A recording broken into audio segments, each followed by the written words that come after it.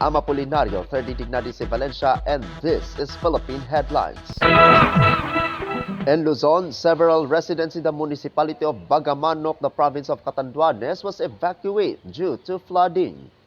Several residents of Hinipaan in the municipality of Bagamanok in the province of Catanduanes continue to evacuate after floodwaters in the area rose up to waist level last Sunday, February 8 this year. The local government carried out evacuation operations and continues to monitor the rising water levels. The flooding was caused by heavy rainfall brought about the shear line. Meanwhile, vehicles in the municipality of Bato, the province of Catanduanes, was stranded due to flooding. Several commuters and vehicles were stranded along sections of the highway in barangays Ginobatan and CP and Bato in Catanduanes last Sunday, February 8 this year. The photo shows floodwaters nearly knee-deep on the highway, forcing some vehicles to temporarily stop and wait for the water level to subside.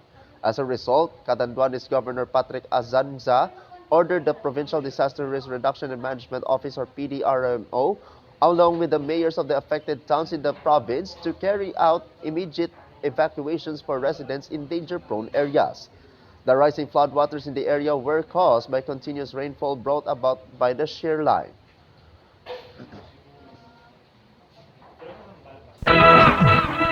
In Visayas, over 200 rice farmers asked President Marcos to stop iron sand mining in the province of Leyte. Farmers in MacArthur Town in the province of Leyte are pleading with President Bongbong Marcos Jr. to stop the iron sand mining in their communities, saying that the proposed project threatens not only their livelihoods and food security, but also their environment. Residents from barangays Maya, Pungon, Liwayway, and Romualdez held in candlelight vigil on Saturday night, February 7, to express their strong opposition to mining in their farming areas. The protesters, mostly the more than 200 affected rice farmers, said mining operations can destroy farmlands and damage irrigation systems that support their crops. The areas are covered by a mining claim of MacArthur Iron Sand Mining Corporation, which spans about 2,268 hectares in MacArthur, around 62 kilometers from the city of Tacloban. MacArthur Iron Sand Mining Corporation operates as a contractor of Strong Build Mining Development Corporation or SBMDC, which holds a Mineral Production Sharing Agreement or MPSA, issued last July 28, 2007, and set to expire on July 27, the year 2032.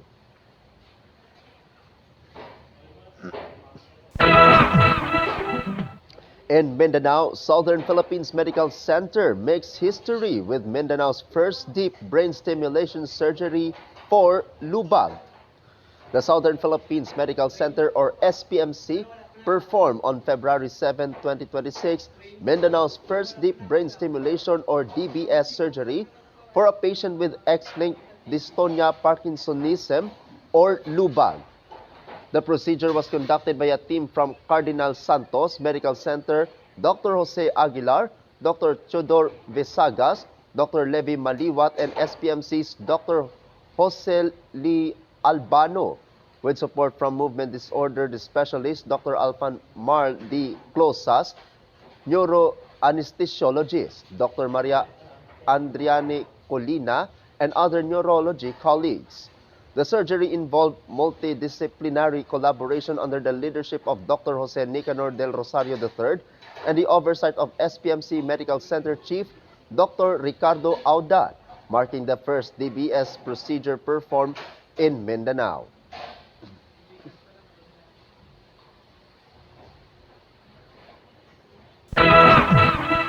In the other news, City of Iligan thanks to the City of Cebu.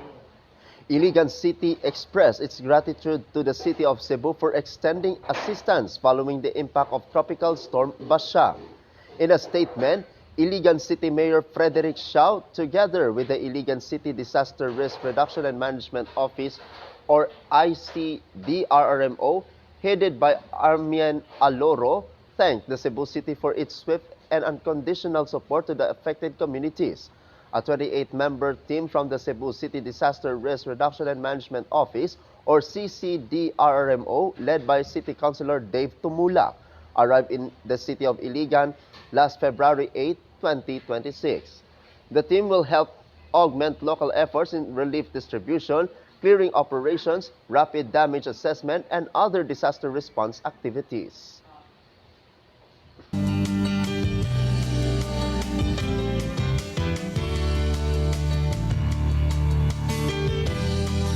And our business update, Kentucky Fried Chicken or KFC was launched in Mahi Center. It's official, the first KFC in Mactan is coming to Mahi Center. Your favorite finger-licking good fried chicken is joining the exciting mix of brands opening soon at Mahi Center in the city of Lapu-Lapu. In Luzon, the Mayon volcano spews the thick ash. The largest pyroclastic density current or PDC or Uson was generated today at 10:35 a.m. or ongoing as of posting and traveled down as far as 4 kilometers radial distance on the Miisi Guli. The PDC generated an extensive 2 kilometers tall brownish ash plume that drifted to the southwest and brought ashfall over several barangays of Kamalig and Ginobatan in the province of Albay. The time-lapse footage of the lava effusion from the Mayon volcano's summit crater recorded at 6:03 p.m. today, February 7. Effusive eruption at Mayon volcano continues for the 33rd consecutive day, generating incandescent lava flows, pyroclastic density currents or PDC or ozone, and rockfall.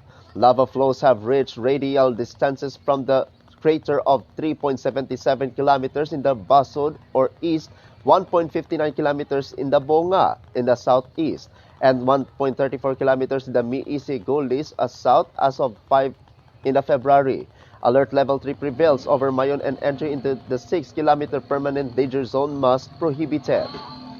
Meanwhile, the happening of heavy hashfall in the municipality of Kamalig. The Kamalig Albay Mayor Kaloy Baldo posted photos of heavy ashfall in the municipality due to Mayon volcano's unrest on Monday. According to PHIVOX, Mayon volcano generated its largest pyroclastic density current or ozone at 10:35 a.m., resulting in a 1-kilometer tall ash plume that brought ashfall over Kamalig and Ginobatan, Albay. The local government advised residents to wear face masks and stay at home if necessary as the Mayon volcano remains under alert level 3. Kamalig Mayor Baldo reminds the public to wear face masks to prevent irritation or other health issues and to stay indoors with windows and doors closed. Classes are suspended in the afternoon following heavy ashfall from the pyroclastic density currents of Mayon volcano. Residents urged not to leave their homes and to remain alert to ongoing risks. Mayon volcano remains at alert level 3.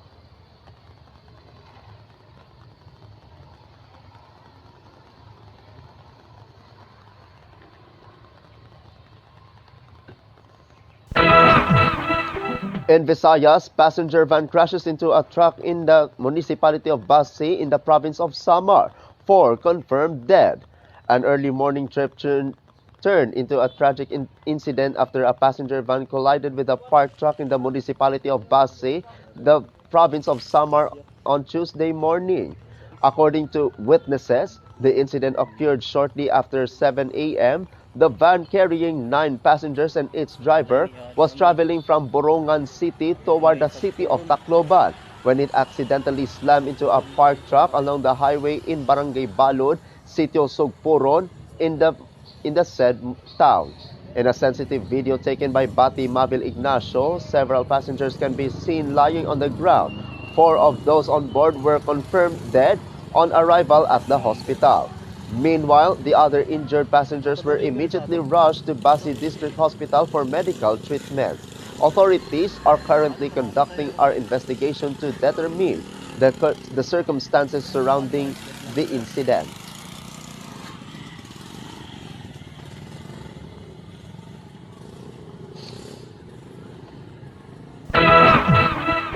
In Mindanao, fire in Ecolan from the perspective of Filipino-Chinese firefighters. A series from Filipino-Chinese firefighters of Davao during their response to a fire that broke out in Purok 22, Malamboon in Ecolan in the city of Davao early Tuesday morning. Aside from residents, the FCFF also prioritized the rescue of domesticated animals to ensure their safety amid by incident. Beyond controlling the fire, our team rescued animals caught in harm's way. Because protecting life means protecting all lives, the caption read. The fire, which reached the third alarm, was declared out of 7:04 a.m. by the Bureau of Fire Protection. After the fire was declared under the control past 7 o'clock in the morning, on February 10, some of the affected residents returned to Sitio Malamboon in Ecolan in Barangay 76A to their former home sites in hopes of retrieving any usable items that have been spared by the fire. The affected residents are temporarily taking shelter in Yakal Gym in the said barangay. One resident disclosed that about 50 houses were engulfed by the fire, although his figure has yet to be officially verified by authorities. As of 11 a.m. on February 10, the situation of Yakal Gym in Barangay 76A in the city of Davao, which is being used as a temporarily evacuation shelter for families affected by the fire in Sitio Malamboon in Ecolan. Local government personnel immediately attended to the evacuees by providing rice, porridge, drinking water, and other immediate necessities. Meanwhile, members of the City's Social Welfare and Development Office, or CSWDO, are currently conducting validation to determine the exact number of affected individuals to ensure the adequate assistance will be provided to the victims.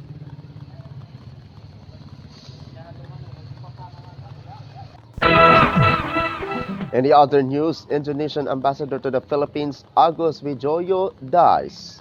Indonesian ambassador to the Philippines, Agus Wijoyo, passed away at the age of 78. He was the envoy to the Philippines, Marshall Islands, and Palau. He died on Sunday, February 8 in Jakarta, Indonesia. The Embassy of the Republic of Indonesia in Manila announced his passing and asked to the public to keep him and his family in their thoughts. And also, former House Speaker Jose de Venecia Jr. was passed away at the age of 89. He was born in Dagupan City, the province of Pangasinan. De Venecia was elected representatives of Pangasinan in 7 times. The House of Representatives said that De Venecia was the only member of the House who served as Speaker for 5 terms, particularly during the 9th to 10th and 12th to 14th Congresses. Senator Loren Legarda called it an unprecedented feat in post-war Philippine Congress.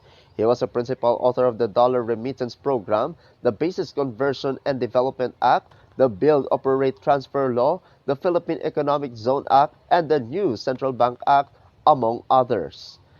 In the year 2024, both the House of Representatives and the Senate honored De Venecia in separate resolutions recognizing his decades-long career in public service. Arrangements for De Venecia's wake and interment will be announced later by his family.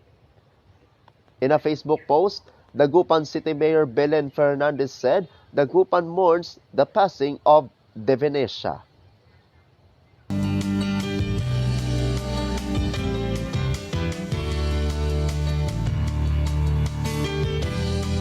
In our business update, PhilTranco to cease operations after 111 years. PhilTranco Service Enterprises Incorporated, or PhilTranco, one of the country's oldest bus companies, has announced plans to stop its operations after 111 years of service in the Philippine transportation industry. The company was founded on July 6, 1914 in the municipality of Iriga, the province of Camarines Sur, by American businessmen Albert Louis Amen and Max Bloss, and was originally known as Alatco. Over the years, it also operated under the name Pantranco South Express before being rebranded as PhilTranco in 1984. In 1999, the company came under the ownership of Penta Pacific Realty Incorporated. According to management, The decision to cease operations was due to continuing financial losses and operational challenges. The company's final trips are scheduled to end of March 30, 2026. Philtranco is widely known as the Luz Biminda Runner or connecting Luzon, Visayas, and Mindanao and serving generations of Filipino passengers.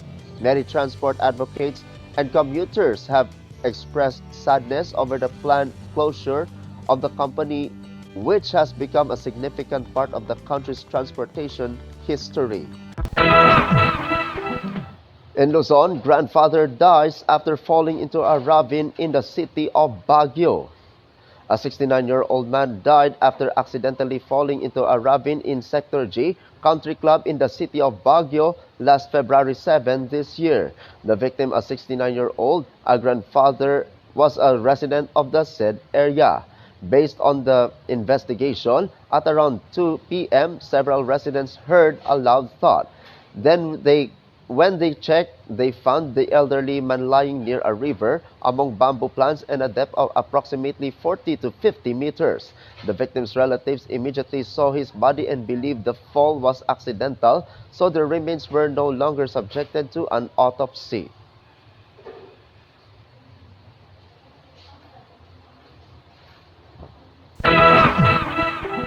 In Visayas, UV Express van crashes into parked truck, 4 dead on the spot. 4 lives were lost instantly after the passenger van collided with a parked flatbed truck at around 6 a.m. today in Sitio Sugpuron in Barangay Balod in Basi, Samar. Those who died on the spot were the van driver, identified by an alias Rom, 54 years old, married, and a resident of Barangay Kalasni in Alang-Alang, Leyte, and 3 passengers identified by the aliases Lisha, 71 years old, male, and Nympha, 57 years old, and all female and residents of 0018 National Highway in Borongan City. Other passengers were immediately rushed to the Basi District Hospital for medical treatment. According to a report from the Police Regional Office 8 or PRO 8, the van was traveling from Borongan City, Eastern Samar, and was headed to Tacloban City. Reports said the truck was parked on the opposite lane when the van suddenly swerved toward it, resulting in a strong impact that claimed 4 lives. Authorities are still investigating what caused the van to suddenly veer off its lane.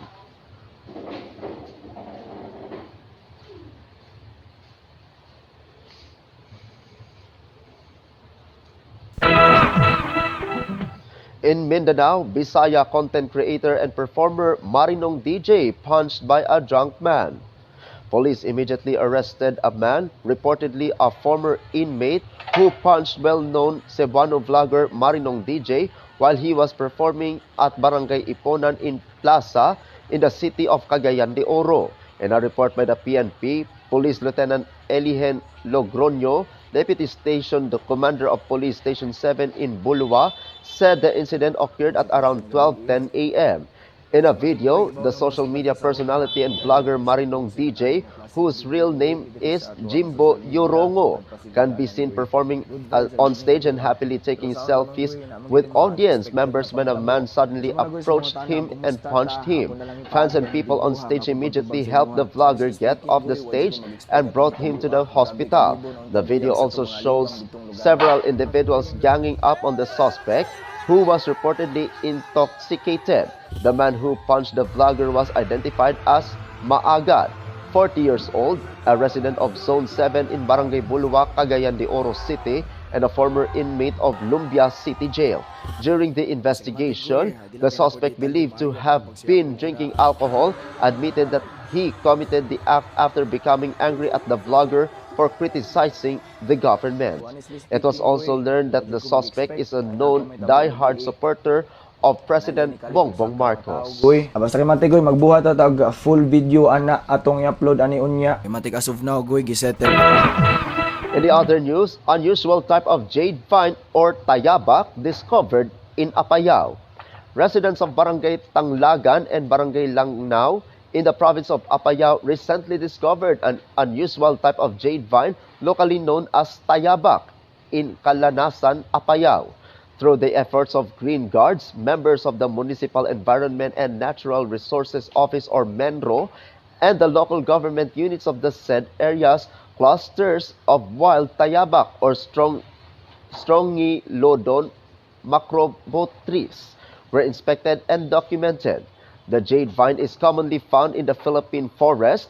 It is a climbing plant that hangs in striking clusters of flowers shaped like human claws.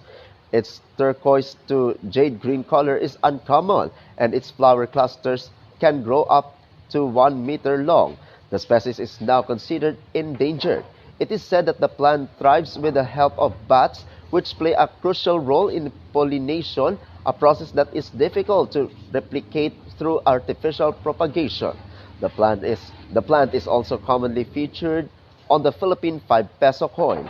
According to Menro, the presence of these plants in their area is a sign of a healthy and biodiverse forest ecosystem. The office also encouraged the public to report any sightings of rare plants or animal species to the proper authorities for proper assessment and to refrain from cultivating them for personal use.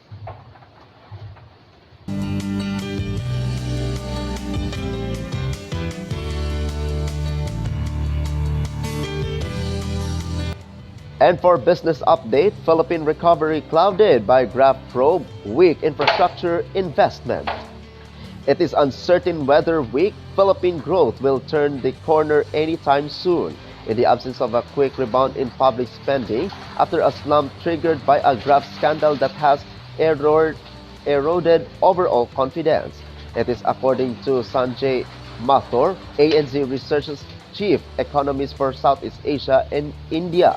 In a note responding to investors' questions, he recalled that a previous overhaul of public finances in 2001 was followed by a prolonged stretch of weak and stagnant government spending. Whether the current episode will resolve more quickly or slide into another extended stretch of fiscal restraints remain uncertain, he said, adding that it is still unclear how quickly public infrastructure spending can be revived. Latest available data showed direct government spending on infrastructure projects had plummeted by 45.2% to 48 billion pesos in November last 2025, sending the 11-month tally falling by 16% to 991 billion pesos.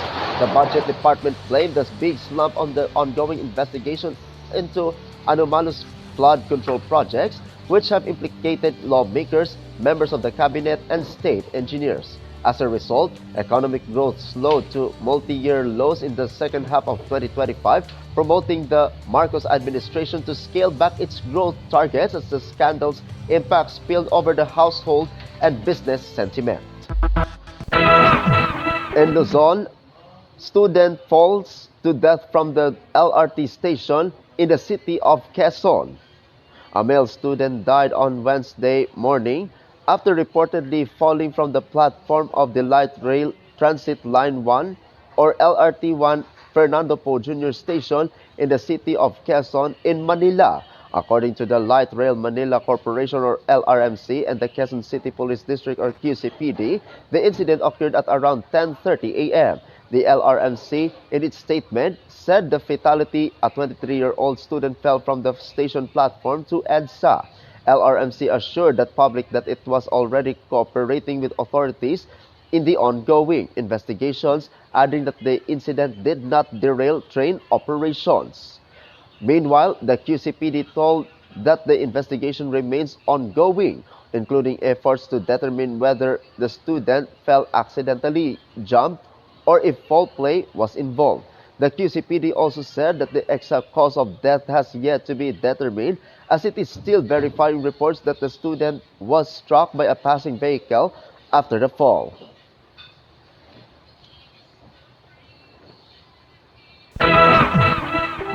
In Visayas, the rest house in Barangay Dinginan was gutted by fire. A rest house in Barangay Dinginan in the city of Rojas was gutted by fire just after noon in February 11. According to the caretaker, identified as John Ray, he stepped out briefly to have a meal when several residents informed him that the rest house he was watching over was already on fire. The cause of the blaze has not yet been determined. Meanwhile, A man named MacArthur said he noticed that the flames already spreading when he passed by while transporting a passenger. He immediately got to help by pouring water on the fire and rescuing appliances that had not yet been reached by the flames.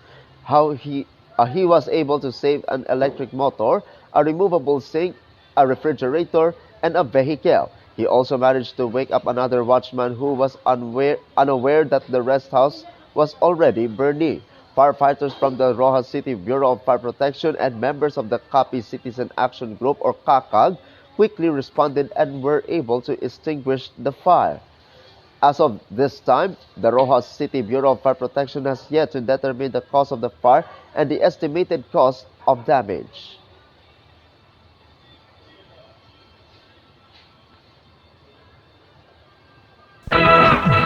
In Mindanao, Baras Bird Sanctuary is one of the most remarkable birding destinations in Region 12. The Baras Bird Sanctuary in the city of Tacorong, the province of Sultan Kudarat, is a well-known bird conservation and ecotourism site. It is considered one of the most remarkable birding destinations in the Soxargen region due to the large number of wild birds that inhabit and breed in the area. The Baras Bird Sanctuary was formerly a black pepper plantation in Barangay Baras that started in the 1990s. It was never expected to become a major habitat for wild birds, especially herons and egrets. Today, the sanctuary covers 2.5 hectares of protected wetland and riverbank habitat and is home to more than 20,000 birds. This includes species such as black-crowned night herons, great egrets, and cattle egrets, as well as other resident and migratory birds. The site is visited for bird watching, wildlife observation, ecotourism, and educational activities. The city of Tacorong also holds the Tacorong Bird Festival to highlight the sanctuary's important role in bird conservation. With profound sadness, we mourn the passing of the chief nurse, Sir Alimuddin Andang. Sir Alimuddin was a pillar of strength, compassion, and professionalism in our institution. His unwavering dedication to patient care and his steadfast leadership inspired not only the nursing staff but the entire hospital community. He was not only a remarkable healthcare professional but also a guiding light to many. His legacy will continue to live on the lives he touched and the standards he upheld and the many healthcare workers he mentored. We extend our deepest condolence to his family and loved ones. Rest in eternal peace, Sir Alimuddin.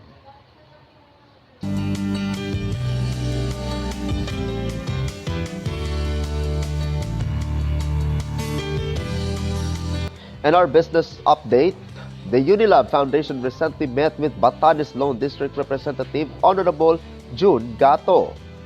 The Unilab Center for Health Policy or UCHP recently met with Honorable Seriaco June Gato, representative of the Lone District of Batanes and chairperson of the House Committee on Health, to explore strategic avenues for health policy reform. As a key champion of healthcare infrastructure, Congressman Gato's leadership is vital in deliberating legislative measures that strengthen the country's health systems. The discussion focused on how UCHP can continue to support the House Committee on Health in its mission to improve service delivery across the archipelago. In Luzon, the Coast Guard District Bicol promptly responded through the Coast Guard Station Sorsogon and provided immediate assistance in the search and rescue operations involving a half-submerged motorbangka named Ralph II. The Coast Guard District Bicol, through Coast Guard Station Sorsogon and its subordinate units, promptly responded and rendered immediate assistance in the search and rescue operations involving a half-submerged motorbangka named Ralph II in the vicinity waters of Prieto Diaz in the Sorsogon last February 12. At approximately 5:35 p.m., Coast Guard Sorsogon monitored a social media post reporting the individuals on board the said vessel were requesting rescue assistance after encountering strong waves at sea. Upon receipt of the information, Coast Guard personnel immediately coordinated with concerned local government units and disaster response offices to facilitate possible rescue support and mobilize available assets. With search and rescue teams were being organized and deployed in coordination with MDRMO and other responders, the distressed fishermen were successfully rescued by concerned local fishermen utilizing their privately owned motorbangka. The rescued individuals were identified as Sherwin Bartolome, 34 years old, and Christian Bartolome, 37 years old, both residents of Barangay Buena Vista in Bacon District in the city of Sorsogon.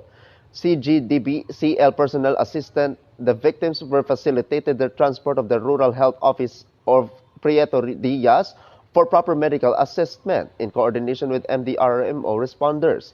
Initial investigation disclosed that MGCA Route 2 departed in approximately 2 o'clock in the morning on the same for the fishing vehicle and later became half submerged after encountering strong waves while at sea.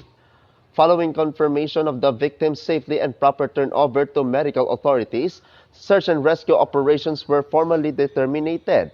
All responding Coast Guard personnel safely returned to their respective units without incident. The Coast Guard District Bicol reiterates its commitment to public safety and reminds all fishermen and seagoing vessels to ensure seaworthiness and closely monitor weather conditions before venturing out to sea.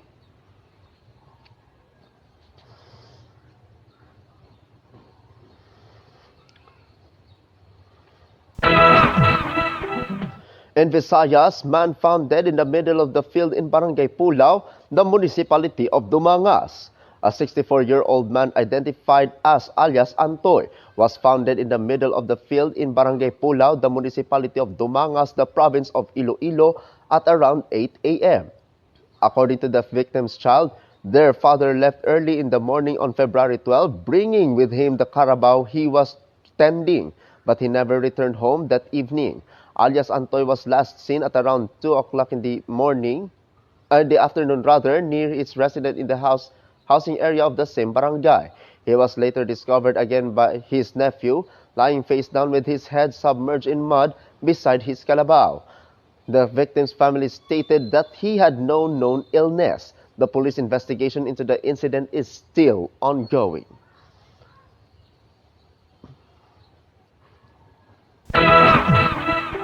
In Mindanao, the mother dugong was found dead along the coastline. Run free, mother dugong. A pregnant dugong was found lifeless along the coastline in the city of General Santos on February 7 after it was initially reported alive by Bantay Dagat members and nearby residents.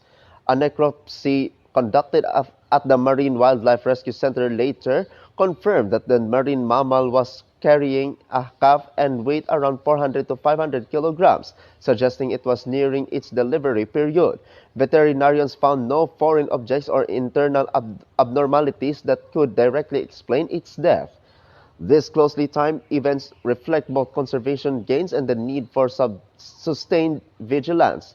The official said of the Sarangani Bay Protected Seascape, urging stronger protection and public awareness for dugongs.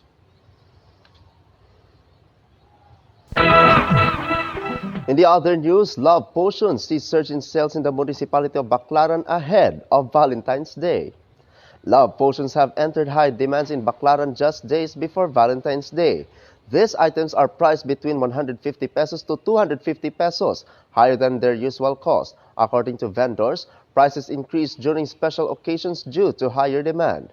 Meanwhile, the Food and Drug Administration reminded the public that there is no scientific evidence providing the effectiveness of love potions and that their use may pose health risk.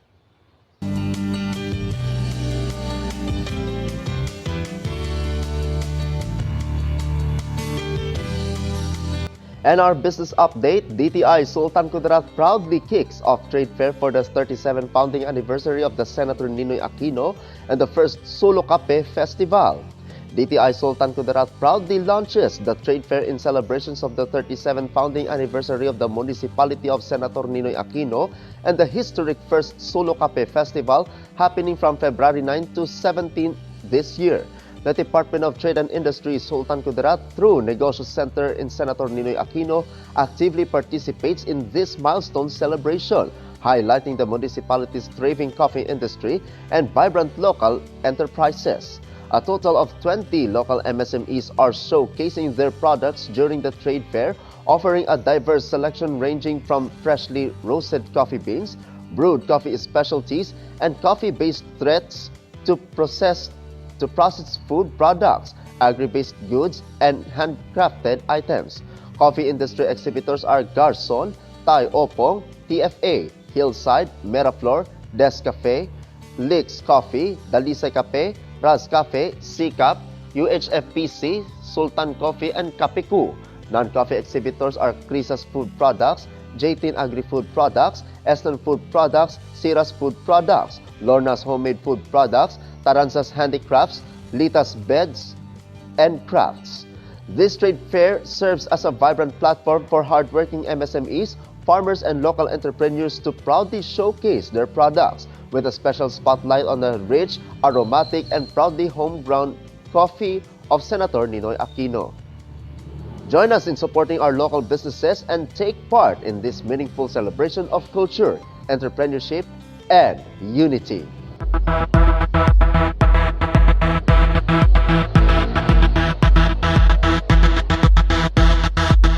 And that is Philippine Headlines this Friday, February 13, 2026. I'm Apolinario, 30 Dignadisi Valencia, and this is Salakot Online Broadcasting Network.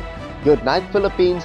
Happy Valentine's advance, and good night, Kasadja. Amping Kasadja.